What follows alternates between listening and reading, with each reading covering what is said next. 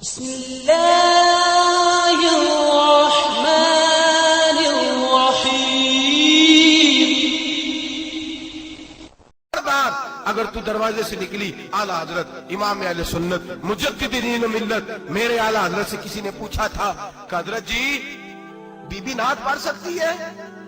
فتاوی رضویہ کی 14ویں جلد، be be میلاد پڑھ سکتی ہے؟ میلاد اعلیٰ حضرت نے فرمایا اگر بی بی میلاد پڑھ رہی ہو، نعت پڑھ رہی ہو اور اس کی آواز غیر محرم کے کانوں تک جا رہی ہو، فرمایا اسے ثواب نہیں ہوگا، اسے حرام کام کرنے کا گناہ دیا جائے گا۔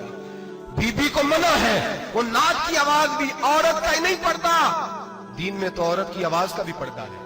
دین میں تو عورت کی حضرت سیدہ زینب، حضرت فاطمہ کی وہ لخت جگر جو میدان کربلا میں امام حسین برابر کی شریک رہی سیدنا امام حسین کے ساتھ۔ یحییٰ بن معین کہتے ہیں میں 15 سال تک حضرت زینب کا پڑوسی رہا ہوں۔ 15 سال گھر برابر ہوتا ہے نا، بندہ بی بی دیکھ ہی لیتا ہے۔ وہ بی بی کبھی پردہ ڈال کے جا رہی ہے دوائی لینے، کبھی نظر آئی جاتی ہے۔ کہتے ہیں 15 سال میں سیدہ فاطمہ کی بیٹی کا پڑوسی رہا ہوں، میں نے کبھی برقعے میں چھپی ہوئی زینب بھی نہیں دیکھی، برقعے میں چھپی ہوئی زینب بھی کبھی نہیں دیکھی۔ حضرت عبداللہ بن جعفر طیار جناب علی المرتضیٰ کے بھائی تھے، ان کے بیٹے کے ساتھ ان کا نکاح ہوا تھا، بیمار ہو گئی تو حضرت عبداللہ کہنے لگے زینب چل تجھے حکیم کے پاس لے جاؤں، طبیب کے پاس لے جاؤں۔ تو حضرت زینب کہنے لگی آپ جائیے میرا حال بتا کے دوائی لے آئیے۔ تو حضرت عبداللہ جعفر طیار کہنے لگے شریعت میں گنجائش ہے ڈاکٹر کے پاس جانے، حکیم کے پاس جانے کی گنجائش ہے، تو چلتی کیوں نہیں؟ تو حضرت زینب کہنے لگی شریعت میں گنجائش تو ہے پر عبداللہ میری مجبوری یہ ہے کہ میں فاطمہ کی بیٹی ہوں۔ شریعت میں گنجائش تو ہے پر میری مجبوری یہ ہے کہ میں حسین کی بہن ہوں۔ شریعت میں گنجائش ہے پر میں حسن کی بہن ہوں۔ شریعت میں بڑی گنجائش ہے پر لوگ مجھے محمد عربی کی نواسی کہتے ہیں۔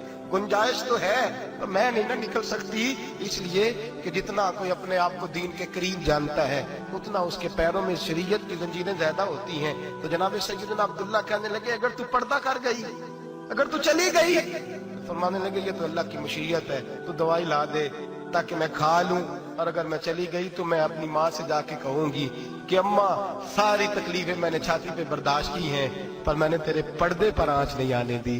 میرے بھائی یہ اسوہ نور ہے، یہ اسوہ حسنہ ہے، یہ ہمیں سکھایا جا رہا ہے۔ میرے حبیب کریم کی بیویوں کا یہ حال تھا، بیویوں کا اپنے گھر کے آنگن میں حضرت عائشہ صدیقہ، حضرت سودا جناب حفصہ اپنے سین میں جب بیٹھتی تھی نا تو دیوار کی طرف منہ کر کے بیٹھتی تھی، دیوار کے ساتھ لگ کے دیوار کی طرف۔ بیبیاں اپنے گھر کے اندر بھی دیوار کی جانب منہ کر کے بیٹھتی تھی۔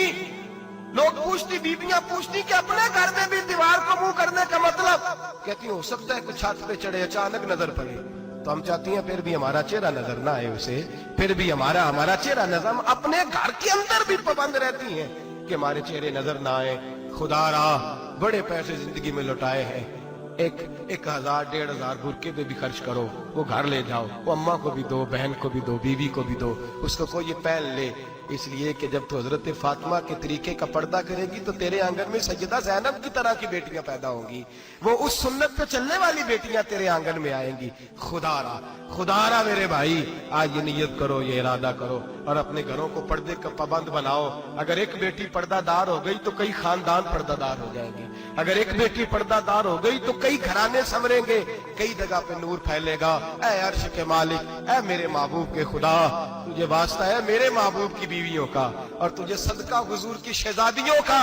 اے اللہ اتنا کرم برسا، اتنی رحمت برسا کہ میرے وطن کی بیٹیاں اور میرے وطن کی مائیں بہنیں بچیاں یہ سمجھ جائیں کہ ہماری نجات صرف حضرت فاطمہ کے برقعے میں ہے، حضرت عائشہ کے پردے میں ہے، سیدہ خدیجہ الکبریٰ کے حجاب میں ہے۔ اللہ کرے یہ سمجھ جائے اور یہ جب بھی سجدہ کریں تجھ سے حیا ہی مانگیں، یہ تجھ سے جب بھی سجدہ کریں یہ تجھ سے اپنے لیے چادر تطہیر اور پردہ تنویر ہی مانگیں۔ اللہ کرے مجھ بے عمل کی منہ سے نکلے ہوئے لفظ کسی کے دل میں تاثیر بن کے اترے اور پھر دنیا کے اندر یہ رواج عام ہو کہ ہر کوئی پردہ کرے، ہر کوئی با پردہ ہو جائے۔ اے اللہ تو تاثیر نازل فرما، اے اللہ تو عمل کی دولت نازل فرما، اے اللہ ہماری بیٹیوں کو عزت کی چادر عطا فرما، ہمیشہ مدحت خیر الانام میں گزرے۔